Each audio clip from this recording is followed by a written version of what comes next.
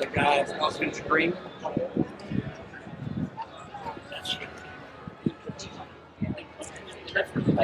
Another outstanding build by Bill Ganahl, everybody, South City Rod and Custom. Bill, congratulations. Thanks. This is spectacular. It stands out. Blue flames, I had never seen that before, so I'm appreciating that even more. But more than that, it's a 33 Willy. Yeah, Willys. Willys. Is actually how it's correctly pronounced. Talk to me. What is that and what have you done and brought here today? Well, the 33 Willys in particular is the red-headed stepchild of hot rods, I would say. It's a pretty rare car and kind of an ugly duckling, to be honest. So they're interesting to try to make look good. But they were used a lot as race cars back in the 50s, 60s because they're cheap, they're small, they're light, and so they got a reputation for being gassers, drag cars, race cars. Where people didn't mind messing it up. Oh no, you could go pick one up at the junkyard for $5. This, in the stock version, when I saw a couple of pictures, it looks very different. Mm-hmm. Yeah. And like you said, they were very cheap during the Great Depression. It was just an option to have a car at least. Right. How did you come across it? And then we're going to talk about the transformation, because that is huge.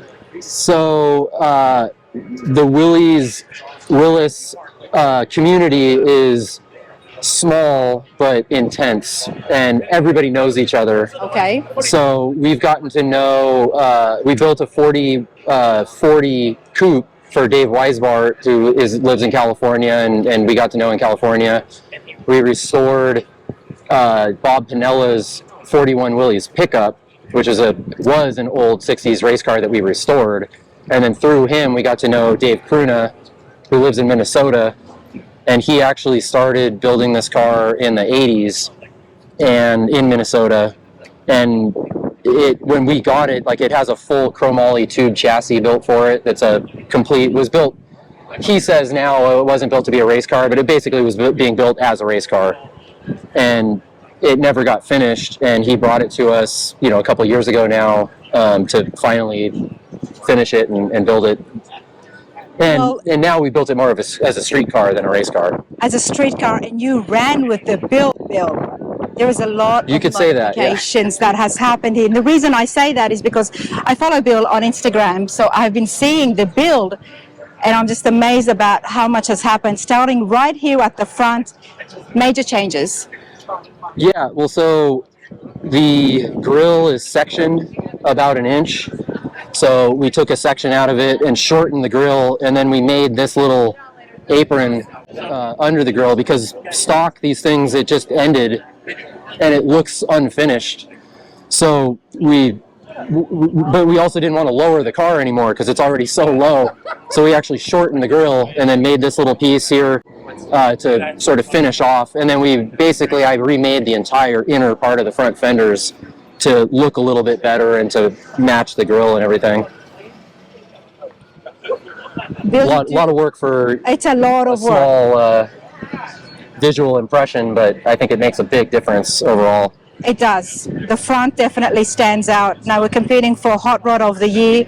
There's a lot of nice looking hot rods here, but this definitely stands out just at the front, the way you've done that. Great fabrication. You're not new to the art at all. No. World's most beautiful truck. And then of course we had St. Christopher as well with the coupe, the multicolored coupe. Yeah. My apologies to the whole world for that, but yeah. I liked it.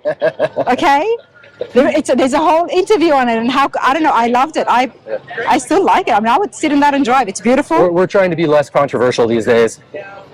I mean, look, you got blue flames. Yeah, well, this is more the fact that this is less controversial than that is saying how controversial that car was. But hey, it was received very well in Japan recently. It was, yeah.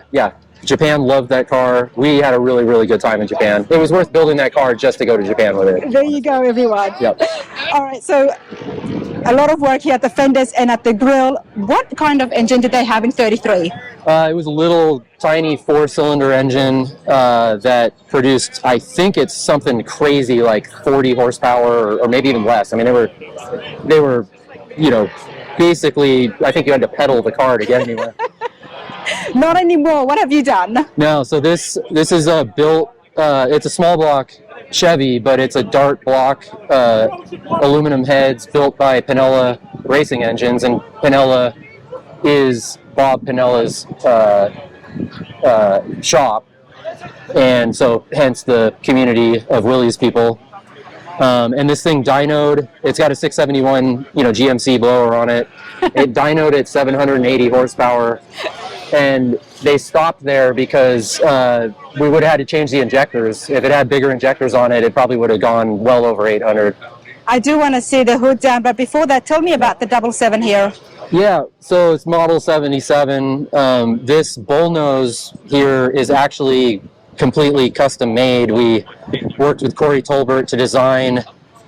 So when I close the hood, I'll show you, but the bullnose actually was part of the hood hinge, and it had a giant, it looks like a big forehead kind of, but it was part of the hood hinge. Okay. And obviously we've made the hood into a one-piece hood, so it would have just looked dumb to have it there. So we actually modeled and machined our own emblem, but it's really made to look like the original, just better shaped. And in doing so, you had to change and make it into a one-piece hood?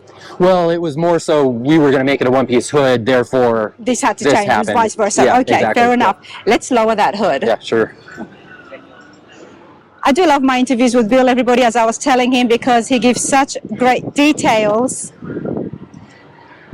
just like his work. I'm a 4-timer now.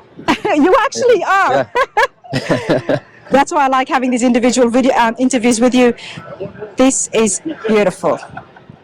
So yeah, so the hood used to have a hinge running down the middle of it, which obviously we've got blower scoop sticking through the hood.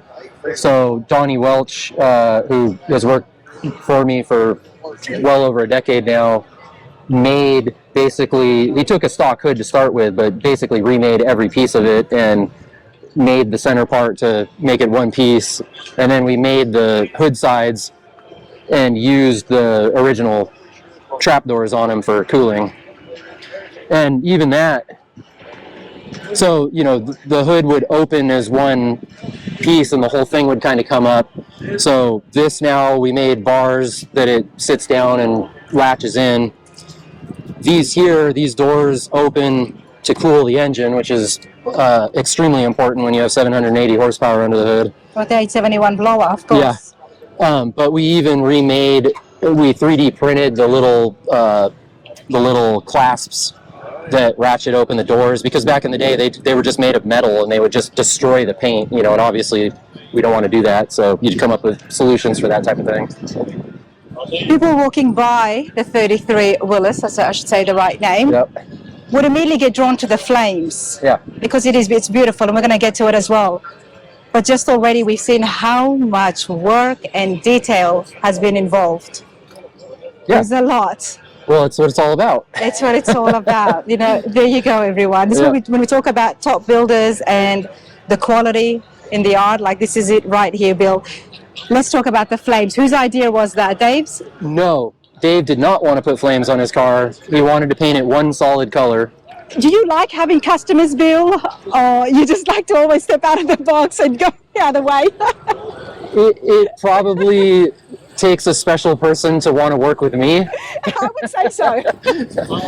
No, so the flames on this car, he wanted it to be one solid color and very classy and understated, which it would have been a beautiful car, but I told him kind of from the get-go, it's a hot rod, it's a drag car, like, we don't want people to just look at it and say, it's a nice Willys and walk on, So I planted the seed really early on. Hey Dave, why don't we put flames on it? And at first, he's really hard to read, so, just very quiet. Okay, Bill, I'll think about it. But, obviously the project takes over, a year to build, and over the time, I just kept, how about those flames? How about those flames? And I've told people before, but I literally woke up out of a dead sleep at 3 a.m., which happens a lot. Hey, buddy, we're filming here. What's up, Bobby? How's it going? Good morning. I've been meaning to come around. Okay, the flames, Bill. Talk to me about the flames. Yeah, so the flames, I imposed my will and my own intentions on poor Dave Kroonas, and woke up in a cold sweat at 3 a.m. and just was like, saw the car painted black with blue flames. Wow. And specifically that candy blue, you know, that has that 60s kind of look to it. Joe Campani painted the car, Campani color, with his crew, Ryan and Chris.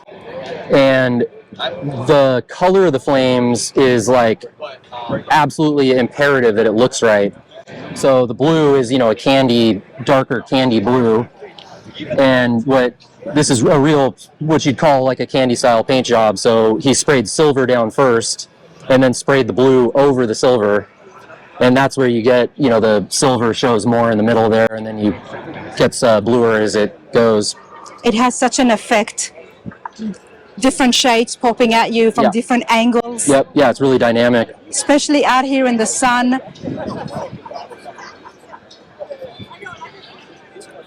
Wow. But, you know, so Dave had, all of his race cars were black. Okay.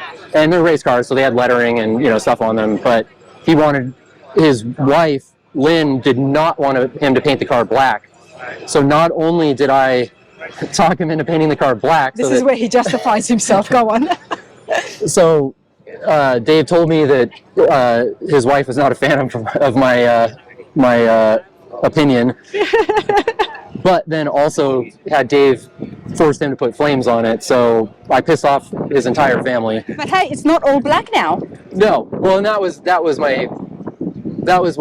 how we convinced Lynn that it was okay. Yeah. But no, she was actually fine. But I mean, their reaction, they would have absolutely loved this. Oh, he loves the car. Yeah. You hit it out of the park. I mean, it worked out really well. Thanks. I'm happy that we did it this way. Yeah. A hot rod needs to stand out, and I'm just gonna, if you stand back here with me, Bill, I'm gonna put this camera back, everyone, so you can have a look at the rows of beautifully well-built hot rods. It's easy to send it in. And they're all very nice. The competition for Hot Rod of the Year this year is pretty stiff. It's definitely a tough competition. It's a tough year, yep. And then this does really stand out. I mean, I have to say that's my opinion. I mean, I agree with you, but I'm a little biased. I bet you are. Yeah. I don't know why they don't let me judge the competition. Let's talk about the wheels. The wheels, yeah. So I don't know if you have any photos of it from yesterday, but we have 2 complete sets of wheels for this car, and we changed them this morning. So we've shown it with both. So when we did the reliability run yesterday, it has black steel wheels with custom machined hubcaps that are made to look like Willys hubcaps, which were really small, and we, with Cory Taulbert, expanded the cap to fit on a 40 Ford style wheel. So they're custom as well, and we ran those when we did the reliability run because they have treads and we went through rain. These are on M&H slicks, but these were designed by Zach at Pyramid Optimized. They're completely custom, one-off machined wheels. The rears are 16 by 14, so they're super wide, super deep. It was really fun for Zach to machine those.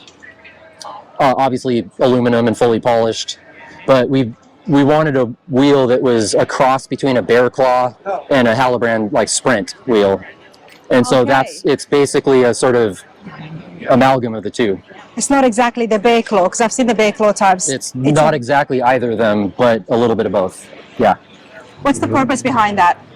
Just to do something different, you know. In fact, so Dave, again, Dave wanted the steel wheels, and I said, this is why I do my interviews. I said, you can't have a hot rod with a race car with steel wheels on it. And he won that argument, and I really like the steel wheels way more than I expected, and that's what, you know, we've photographed the car with him and run it, but we also like to have, I convinced him, so he said so many cars have Halibrands on them. Yeah. There's a reason, they look fantastic, but it's a hot rod. He didn't, it's his personal, you know, he thinks that too many cars have Halibrands. So I said, if we build a custom wheel for it, it'll be one-off, you'll have the only one, and it'll be a conversation piece, and I think it'll make the car look fantastic. So I want to take a moment here, Bill, for the folks at home. If you're not familiar with Bill Ganahl, he may have some weird thoughts and no. Bill was named Trendsetter of the Year by Goodguys, which is a huge award, a huge honor, and you're so young and you got that. So there's a reason to the madness, and the madness has usually always paid off. Well, it works. For the most part, yeah. So they are trends, and they're very tasteful trends when you do come up with things. Trendsetter of the Year. The irony with that is that I really try to do nostalgia-based, you know, the elements that I try to put into a car are all based in some sort of history or tradition, you know, so to be the trendsetter really is that I'm doing old stuff differently now. Yes. Which is, it's an interesting place to be, you know. And you're very familiar with it. Yeah. Let's tell everyone about Pat Ganahl. Yeah, so Pat, my dad, was the editor of Street Rodder, Rod and Custom, Hot Rod, and then the Rodder's Journal. And has written, I don't know how many books, you know, on various topics, like building Ford engines all the way to painting your car. He knew the cars, he knew the hot rods. Yeah, and also very into history too. So he did a couple books on, one on Von Dutch, one on Ed Roth. You know, looked at hot rodding as a cultural, from a cultural perspective, not just, I'm just into cars, you know, because it is a cultural phenomenon. And you were brought in that. That was the environment that you grew up in. Yeah, 100%, yeah. Without realizing it, you know. Without realizing yeah, it. But now you can see so much of that does seep through to your work. It's in my DNA, yeah, for sure. I had to bring that up. The running board now, the body-wise, it's definitely been chopped. Wedged, I'm guessing? It's not. It's not? No. So the Willys roof, it has that sort of down in the front look to it, which makes them, when you lower them, look really aggressive. I tried, so here's one that I didn't win. I tried to get Dave to chop the top on it, and that was a no-go. So when you're in the car, I mean, it feels like it's chopped. It's really small and tight in there, and I think he just wanted to drive the car and be comfortable, so we didn't chop the top. But it's filled, so the whole top of it is a panel made and welded in to fill the roof. Wow. It was built to be a hot rod, and they had no idea the shape of it. Right, yeah. Yeah. They had no idea Happy that, you know, accidents, yeah. Decades and decades later, this is what was going to happen. And it really is slanting, creating the perfect stance. And just before, of course, we did have one of the judges for the, I think Bobby this year is judging the Builder's Choice. Builder's Choice, yep. He would have appreciated as very well, you know, he loves the stance and the this wheels. Car is, I would assume he'd look at this car and think that we copied his entire style. He certainly enjoyed it, and that's it's black on Halibrands and with big and littles. It's pretty much a Bobby Alloway ripoff. Let's take a look inside, Bill. Yeah, sure. Tell us about South City Rod and Custom. What do you do in-house and what do you outsource? So we outsource, well, technically we outsource paint. Campani Color is a separate business, but he's next door to us, and we both work for Roy Brizio Street Rods together. So we've been working together since he really started working on hot rods, and well over 2 decades now. So he does all the painted most every car we've built, and then we sub out upholstery. And Chris Plant did the interior in this car. He's done many interiors for me over the years. and is just, both of those guys are just masters of their craft. Absolutely. Yeah. I'm loving the padding, the line pattern here. Yep. And then it's there as well on top of the tunnel, the transmission tunnel. There's so much flow and consistency. It's brilliant. Well, just so it's got, I don't know what you'd call that, like a houndstooth or something, but yeah. Look at the seams, how the stitching is just perfect on every black, because if you do the stitching a little bit off on a pattern like that, it really shows. So you have to be absolutely perfect. And I mean, he just nailed it. He really did. Now, is that to open up the windshield? The windshield. Yeah. Nice. Yep. These cars were really simple. I mean, like you said, they're cheap. So yeah, you lift that up and push the windshield out. That's your air conditioning. And where's the steering column from? We made the steering column from scratch. The shift arm and lever is from Limeworks. And it's basically like a 40 Ford type shifter. I love that. I haven't seen that before. Yeah, so Donnie at my shop made the column drop and the column tube and everything, shift linkage. Do you just make the one-off hot rods, or do you make the parts to sell them as well? I should be making the parts to sell them. That way I'd actually make some money building cars. But, the catch is everybody wants theirs to be unique. Yes. So it's really hard to make something for somebody and then say, oh, by the way, we want to replicate this and sell it to everyone. Yes, true. So I've thought about it, and I probably should, but I just haven't done it because I don't want to make money, We'll keep up with you, and hopefully in the future we'll definitely get to see some of these parts because they are spectacular. Bill, what's next for you? Well, next in terms of traveling, we built a 68 Charger and we debuted them simultaneously, really. So we're touring both of these cars everywhere this year. We're really excited to be going to the Triple Crown, speaking of Bobby Alloway, with both cars. We're obviously competing for Hot Rod of the Year, top 12 here, and then we're going to take the Charger to Texas in September and compete for Muscle Machine of the Year. I hope to catch up with you with the Charger. It's not here today, otherwise we would have walked over and seen it. Yep. But congratulations again. This is a great build. Thank you. And I wish you all the luck. I think you've got it covered. Appreciate it. Thanks, Bill.